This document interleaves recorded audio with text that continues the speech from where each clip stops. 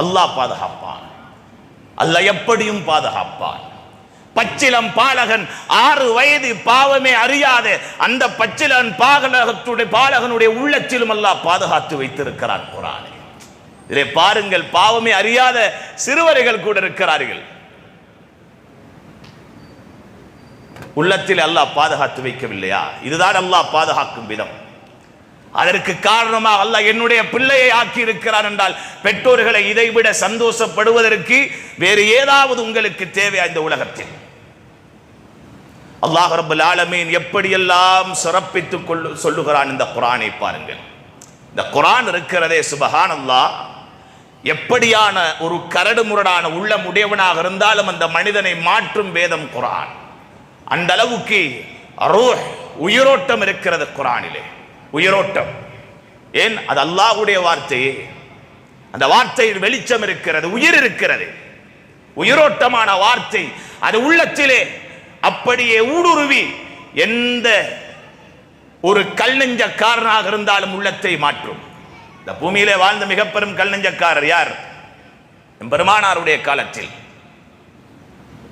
Umar ibn Khattab ரலியல்லாஹு அவர்கள் கடும் போக்குவாதி, கடுமையானவர்கள்.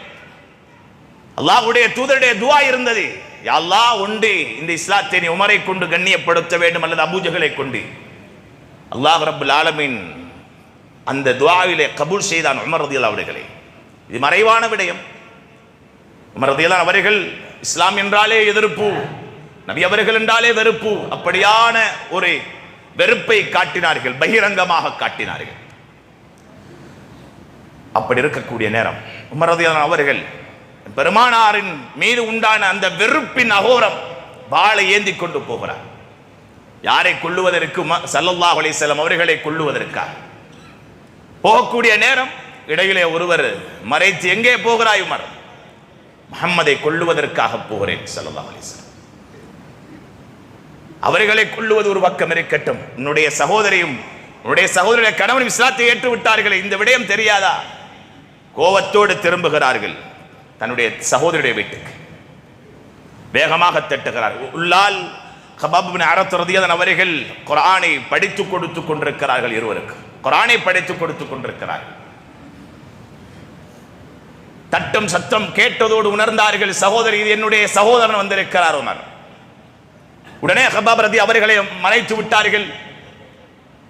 திறந்ததோடு நான் என்ன சத்தம் கேட்டேன் சொன்னார்கள், மறைத்தார்கள் சில விடயங்கள். அந்த நேரம் ஓங்கி அறைந்தார்கள், கண்ணம் வெடிக்கிற இரத்தம் கொட்டுகிறது.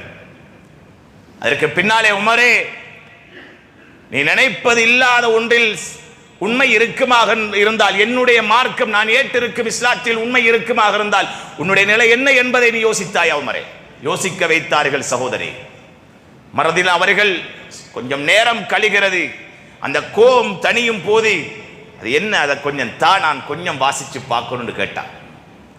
இதை சுத்தமானவர்களை தவிர வேறு யாரும் தொட முடியாது, சுத்தமானவர்களை தவிர வேறு யாரும் தொட முடியாது, குளித்து விட்டு வா.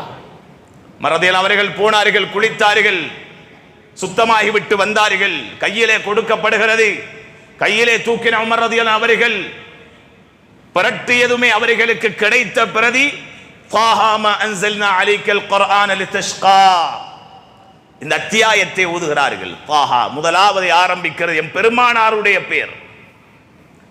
ஃபாஹா மா அன்ஸல்னா அலைக்கல் குர்ஆன லிதஷ்கா, உங்களை கஷ்டப்படுத்துவதற்காக நாம் குர்ஆனை இறக்கவில்லை. அதற்கு பின்னால் உள்ள வசனங்களை எல்லாம் ஓதிக்கொண்டே போகிறார்கள். கொஞ்சம் நேரம் அல்லாஹ்வுடைய வர்ணனைகள் எல்லாம் வரக்கூடிய நேரம் உமர் ரலியல்லாஹு அவர்களுடைய கண்ணாலே கண்ணீர் கொட்டுகிறது, கண்ணாலே கண்ணீர் கொட்டுகிறது. அதற்கு பின்னால் எழுந்தார்கள், எங்கே முஹம்மது இருக்கிறார், நான் அவரை உடனே சந்திக்க வேண்டும் என்றார். அழைத்து போகப்பட்டார்கள்.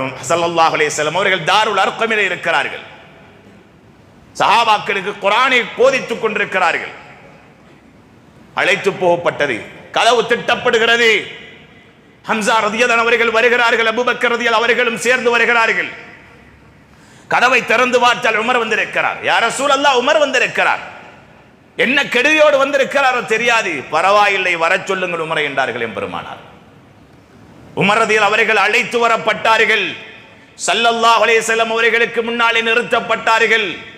ஸல்லல்லாஹு அலைஹி வஸல்லம் கேட்டார்கள், உமரே எதற்காக வந்திருக்கிறாய், எதற்காக வந்திருக்கிறாய்? உடனே உமர் ரலியல்லாஹு சொன்னார்கள், நான் இஸ்லாத்தை ஏற்க வேண்டும். உடனே இஸ்லாத்தை ஏற்றார்கள். சொன்னார்கள் ஸல்லல்லாஹு அலைஹி வஸல்லம் அவரிடம், இப்போது நான் என்ன செய்ய வேண்டும் அடுத்ததாக?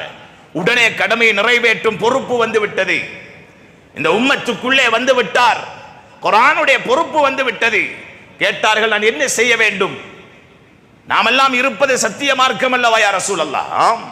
அப்படியாக இருந்தால் ஏன் பகிரங்கமாக நாம் அழைப்பு விடுக்க கூடாது? நான் விடுக்கிறேன் என்று உடனே தயாரானார்கள். ஸல்லல்லாஹு அலைஹி வஸல்லம் இடத்தில் சொன்னார்கள், இஸ்லாத்துக்கு முன்னால் உங்களுடைய முகத்தை விட வெறுப்பான முகம் வேறொன்றும் இருக்கவில்லை. இன்று உங்களை விட எனக்கு விருப்பமான முகம் வேறொன்றுமே கிடையாது யா ரசூலல்லாஹ் என்றார்கள். இந்த மாற்றத்துக்கு காரணம் அல்லாஹ்வுடைய வேதம் குர்ஆன்.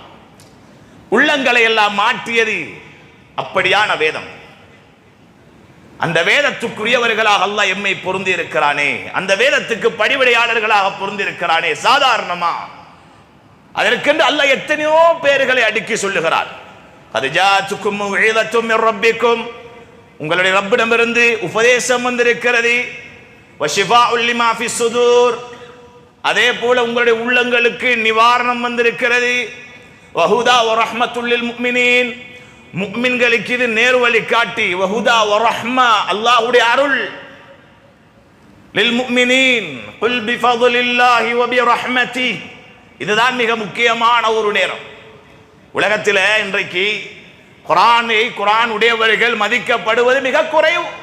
ஆரம்பமாக ஹஜ்ரத் அவர்கள் சொன்னது போல குர்ஆன் உடையவர்கள் உலகத்துடைய மட்டத்தை பார்த்து, உலகத்தினுடைய வேறு வேறு அறிவுகளை பார்த்து அவரவர்கள் மதிக்கப்படுகிறார்களே தவிர, குர்ஆன் உடையவர்கள் இன்றி ஏதோ இரண்டாவது மூன்றாவது தரத்தில் தான் வைக்கப்பட்டிருக்கிறார்கள். சில வேளைகளில்